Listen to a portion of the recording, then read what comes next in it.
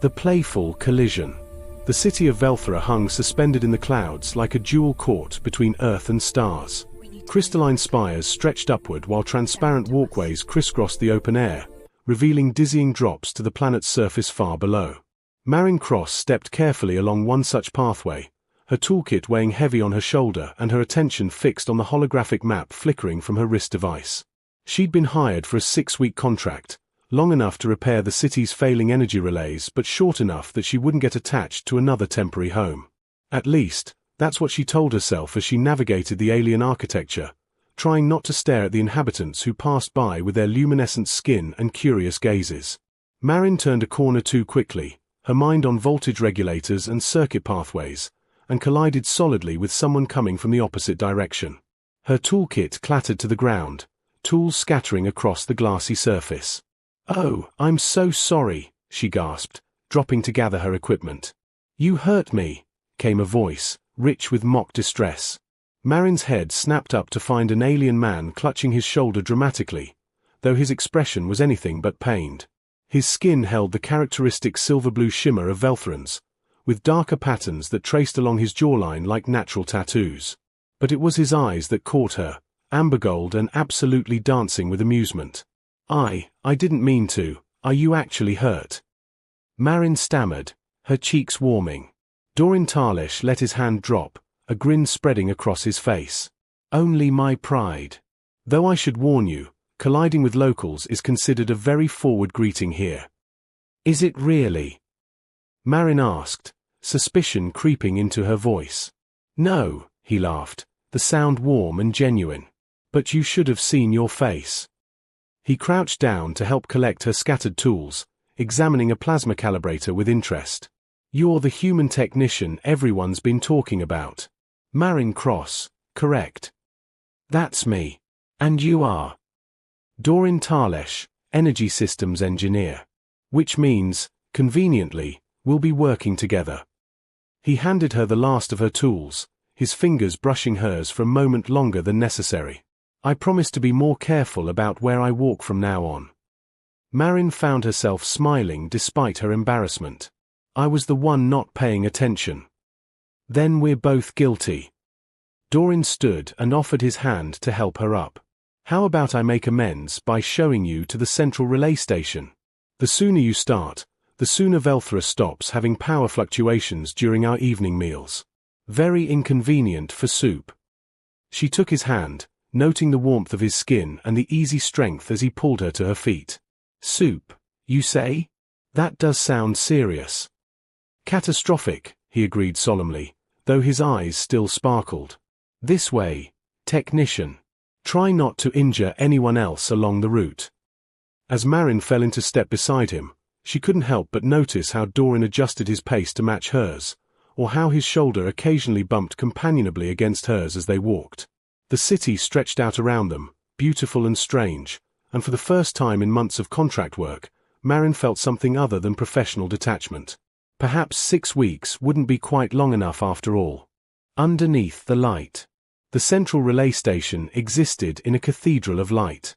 Marin stood at the entrance, momentarily speechless as energy crystals floated in precise geometric patterns throughout the vast chamber, each one pulsing with soft luminescence that shifted from azure to violet to pale gold. The hum of power filled the air like a living song. "Beautiful, isn't it?"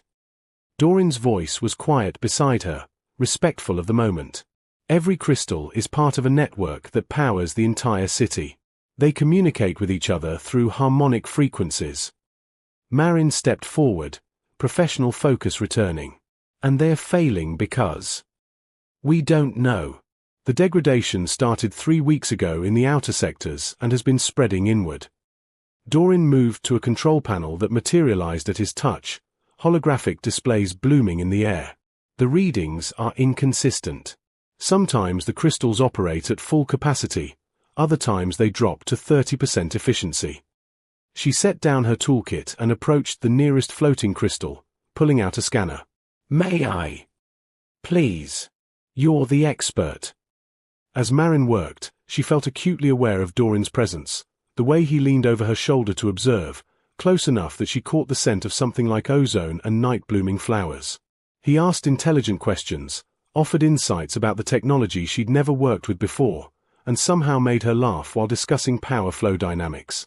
"There," she said, pointing to her scanner's display. "See this fluctuation?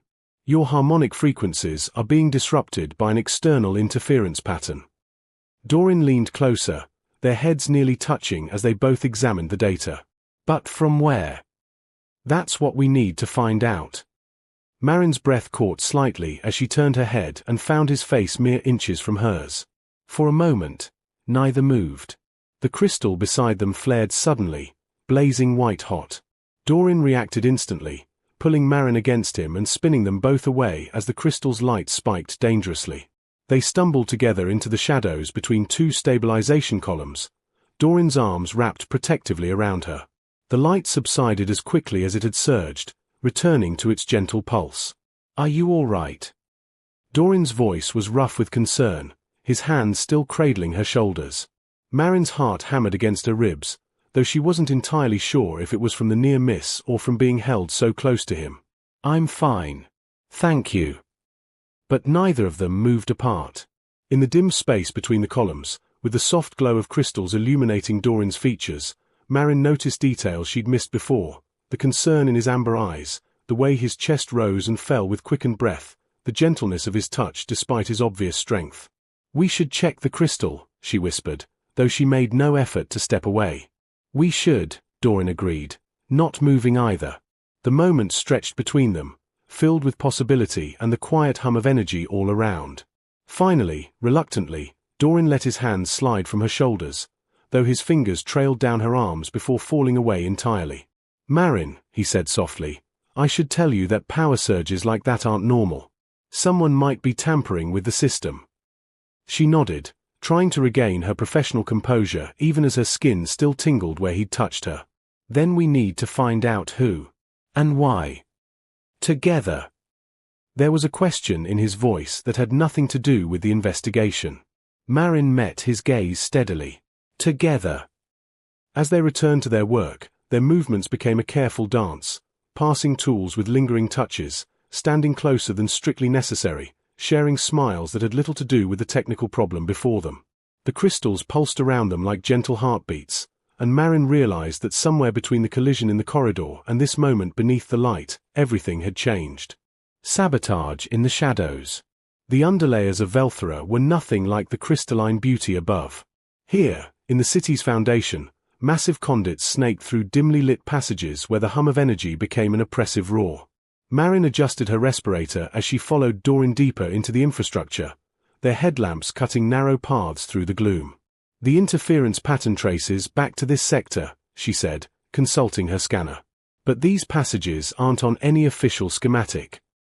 Doreen's expression was grim. "They should be. This is where the primary energy feeds originate. Someone has been deliberately hiding this location from our maps." They moved carefully along a narrow catwalk suspended over a chasm filled with swirling energy currents. Below them, visible through the metal grating, raw power flowed like a luminescent river, beautiful and deadly. One misstep would be fatal. "There." Marin pointed ahead to where a device had been crudely attached to one of the main conduits. "That's your interference source. It's creating harmonic disruptions that cascade through the entire network." As they approached, Doreen pulled out his own scanner, his face darkening. "This is sophisticated work. Whoever built this understands Veltheran energy systems intimately." Marin knelt beside the device, examining its connections. "I can disable it, but I'll need to reroute the power flow first, or we'll trigger a feedback surge." "How long?" 10, maybe 15 minutes. "Then we'd better." Doreen's words were cut off by a violent shudder that ran through the entire structure.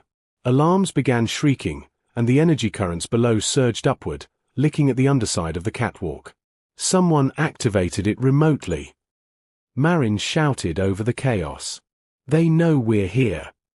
The catwalk groaned, and a section 10 meters ahead simply disintegrated, consumed by the surging energy. They were trapped, with the device still active and power levels climbing toward critical. "Keep working." Doreen positioned himself between Marin and the device, his body tense. "I'll watch for Another surge erupted from the conduit directly beside them. Doran saw it a fraction of a second before impact and threw himself over Marin, shielding her with his body as the energy discharge washed over them. His sharp cry of pain cut through the noise. "Doran!"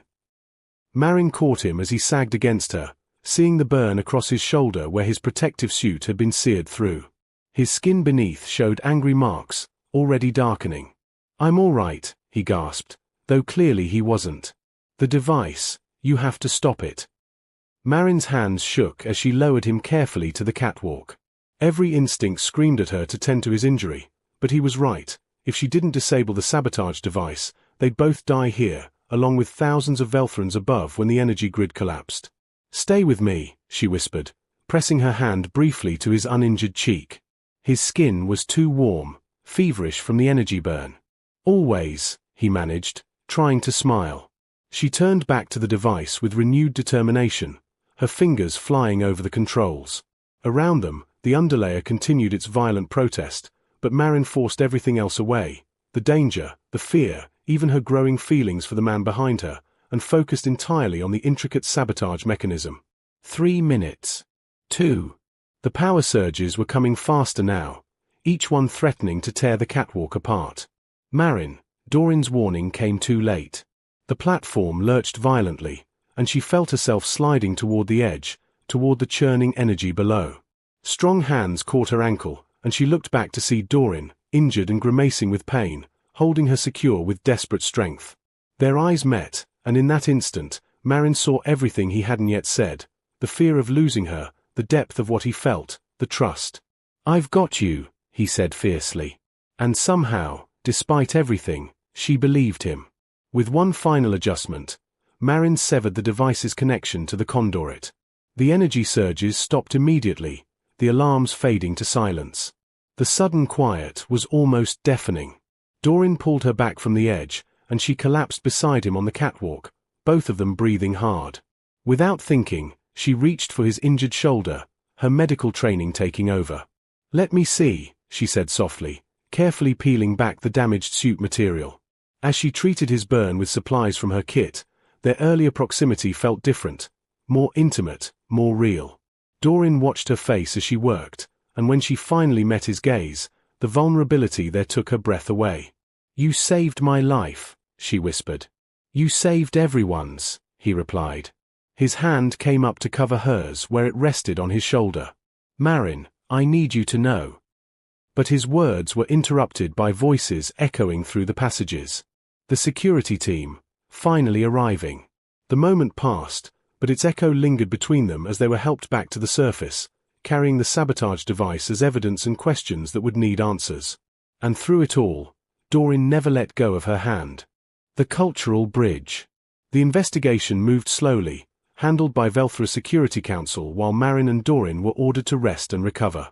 For 3 days, Marin saw Doran only in passing, brief encounters in hallways where their eyes met with unspoken questions, moments interrupted by officials or medical checks. The words he'd tried to say in the underlayers hung between them, unfinished. On the 4th evening, a message arrived at Marin's temporary quarters, written in elegant script that shimmered across her communication screen. "If you're feeling recovered, I'd like to show you something. Meet me at the Eastern Gardens at sunset. D." She arrived as the twin suns began their descent, painting the sky in shades of amber and deep violet. The Eastern Gardens were unlike anything Marin had imagined, thousands of bioluminescent plants that responded to the fading light by igniting with their own soft glow.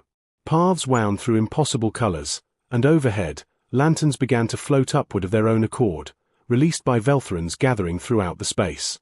Doran waited near an archway woven from living vines, dressed in traditional clothing rather than his usual work attire. The deep blue fabric brought out the silver tones in his skin, and Marin felt suddenly self-conscious in her standard utility clothes. "You came," he said, his smile warm and genuine. The bandage on his shoulder was barely visible beneath his collar. "You made it sound mysterious. I'm curious by nature. I've noticed." He offered his arm in a gesture that felt both alien and utterly natural. "Tonight is the festival of continuance. It celebrates the connections that sustain us, between people, between past and future, between different worlds.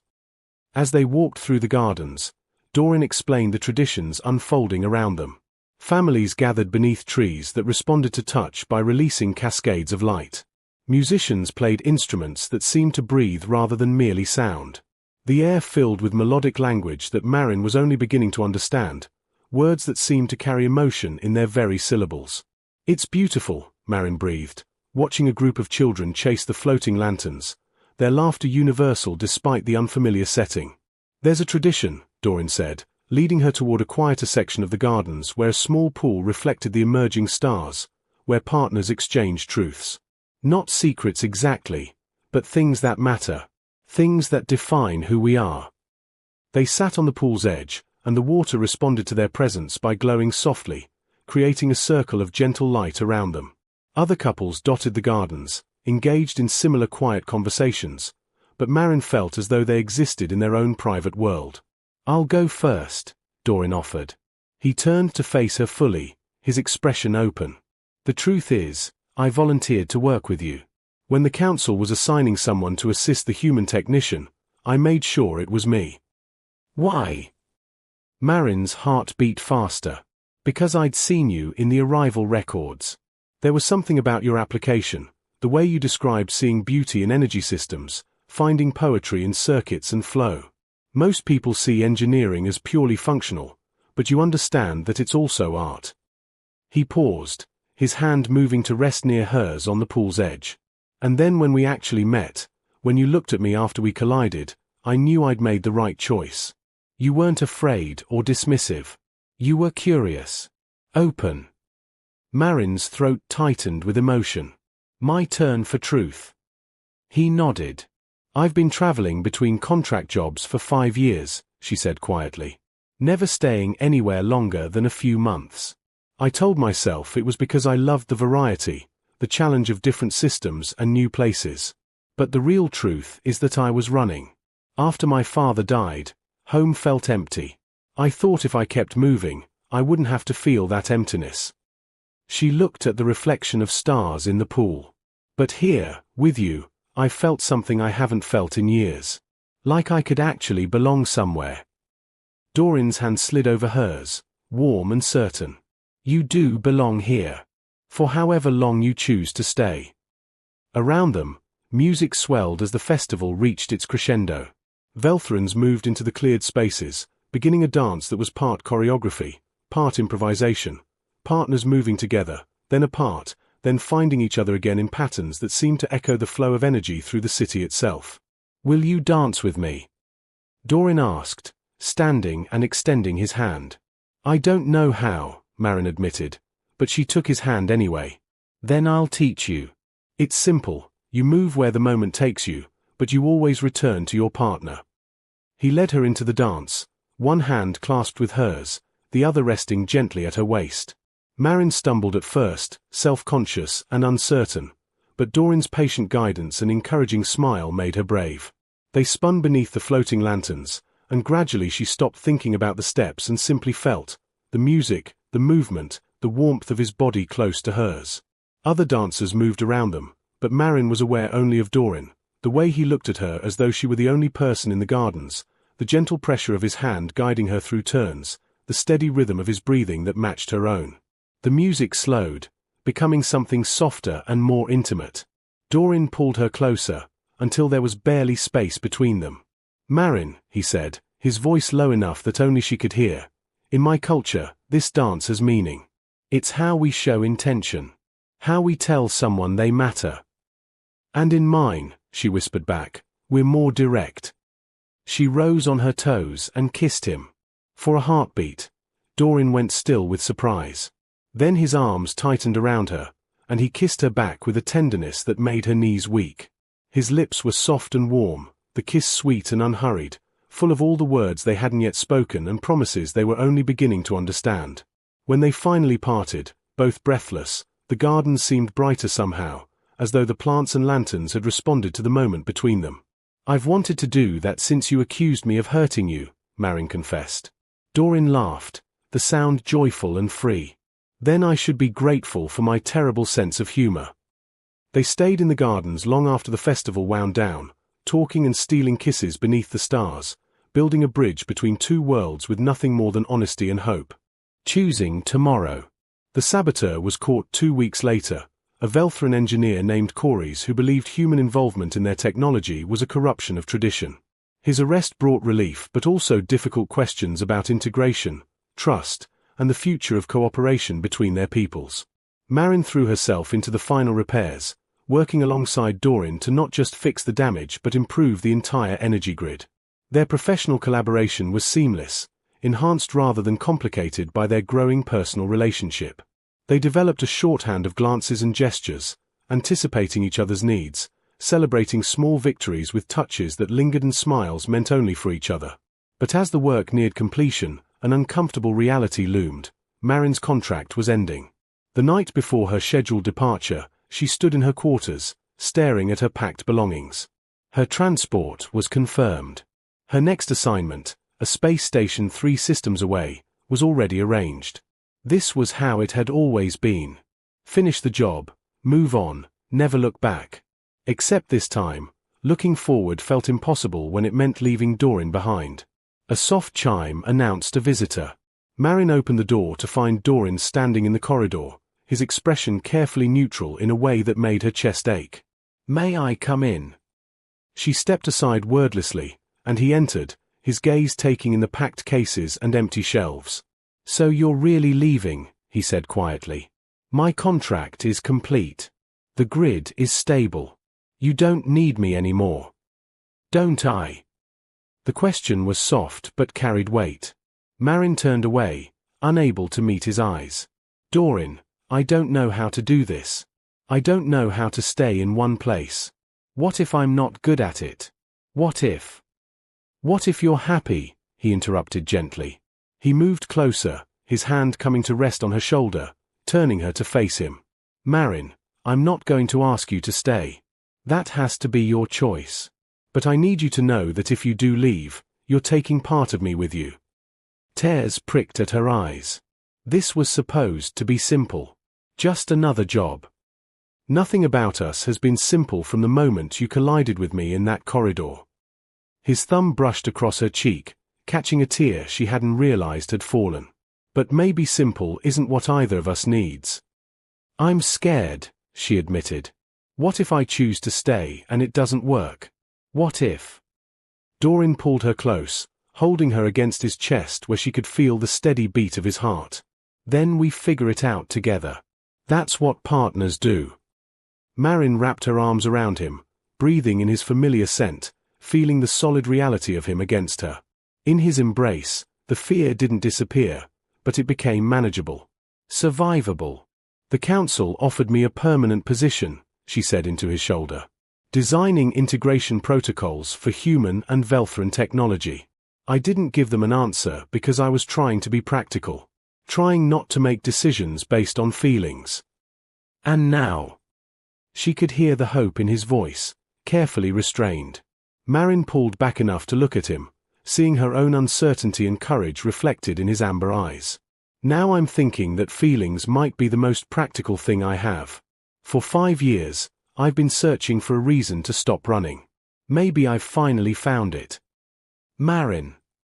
She kissed him before he could finish, pouring everything she felt into it, the fear and the hope, the goodbye to who she'd been and the hello to who she might become. Dorin responded with equal intensity, his hands cradling her face as though she was something precious and irreplaceable. When they finally broke apart, both breathing hard, Marin made her decision. "I need to send a message," she said, reaching for her communication device. With Dorin watching, she composed a brief note to the space station, declining the position and terminating her travel arrangements. Then she turned to the Velthran Council's offer, still waiting in her inbox, and typed a single word, "Yes." Dorin's smile was brilliant and beautiful, transforming his entire face. He swept her up, spinning her once before setting her down and kissing her again, this one celebratory and sweet. "Welcome home," he whispered against her lips. Home. The word settled over Marin like a blessing, and for the first time in years, it felt true. They spent the rest of the night talking about the future, about the quarters they'd find together, about the projects they'd work on, about introducing Marin to Dorin's family and navigating the beautiful complexity of building a life between worlds. They made plans and promises, dreamed possibilities and laughed at their own nervousness. As dawn began to lighten the sky, they stood together on Marin's balcony, watching Velthra wake beneath them. The crystalline spires caught the first light, the energy grid hummed with perfect harmony, and somewhere in the streets below, the city continued its eternal dance between tradition and change. Doran's arm around her waist felt like an anchor and a pair of wings all at once, grounding her while simultaneously making her feel as though she could float among the clouds that cradled their impossible city. "No regrets?" he asked softly. Marin leaned into him, watching the sunrise paint new colors across the sky. She thought about collisions in corridors, about light and shadows, about the terrifying beauty of choosing to stay rather than run. "Not even one," she said, and meant it with her whole heart. Below them, Velthra gleamed in the morning light, a city suspended between earth and stars, home to humans and aliens, to old traditions and new possibilities, to an engineer who'd finally stopped running and the man who'd given her a reason to stand still. And in the energy flowing through every crystal and conduit, if one listened carefully enough, there was a harmony that sounded remarkably like hope. The end.